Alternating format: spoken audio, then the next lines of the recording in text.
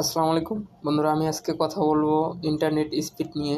আমরা internet browse করার সময় কিংবা ডাউনলোড করার সময় দেখা যায় যে অনেক সময় নেট থাকা সত্ত্বেও ইন্টারনেট চলে না। তো আসলে প্রবলেমটা কোথায় আমরা বুঝতে পারি না, কারণ ব্যাক এন্ডে কী হইতেছে না হইতেছে সেটা কিন্তু আমরা দেখতে পারি না। অর্থাৎ মোবাইলে ইন্টারনেট কিংবা ডেস্কটপ কম্পিউটার পিসিতে ইন্টারনেট চলছে কি না সেটা আমরা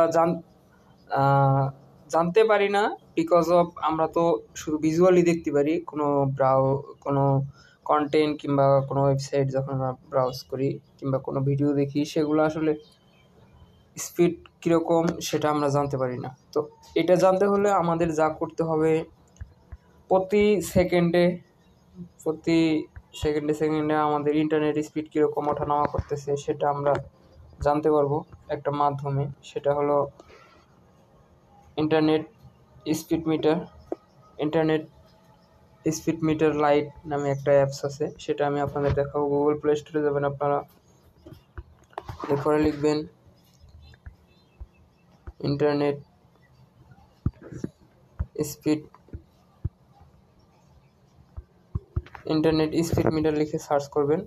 সার্চ করার পরে এরকম ইন্টারনেট স্পিড মিটার লাইট এরকম আপনারা অ্যাপস দেখতে পারবেন। এই অ্যাপসের মাধ্যমে আপনারা অর্থাৎ এই নোটিফিকেশনের এইখানে আপনারা দেখতে পারবেন। আমার এখানে যেহেতু একটা নোটিফিকেশন চলে আসছে, আমি এটা ক্লোজ করে দিই। বেশি নোটিফিকেশন হওয়ার কারণে আমার এখানে এখন শো করছিল না। আমার একটা নোটিফিকেশন আছে, অবশ্যই অফ করে দিলাম। এখন দেখেন বন্ধুরা, এই যে আমার 0 KB স্পিড দেখাচ্ছে। এখন দেখেন আমি দৈনিক কীরকম ইন্টারনেট ব্রাউজ করি কিংবা মান্থলি কীরকম ইন্টারনেট ব্যবহার করি, উইকলি কীরকম ব্যবহার করি, সেগুলো কিন্তু আমার এখানে এই অ্যাপসে দেখায়। অথবা বর্তমানে কী পরিমাণ ইন্টারনেট স্পিড আছে সেটাও কিন্তু আমি দেখতে পারি। দেখেন আমি যখনই ব্রাউজ করতে গেলাম তখনই এইখানে আপনার কত স্পিড সেটা দেখাচ্ছিল। তো এইভাবে আসলে আমরা আসলে মনে করেন ইন্টারনেট স্পিড কীরকম আছে কিংবা ব্যাক এন্ডে কীরকম চলতেছে সেটা আমরা জানতে পারি।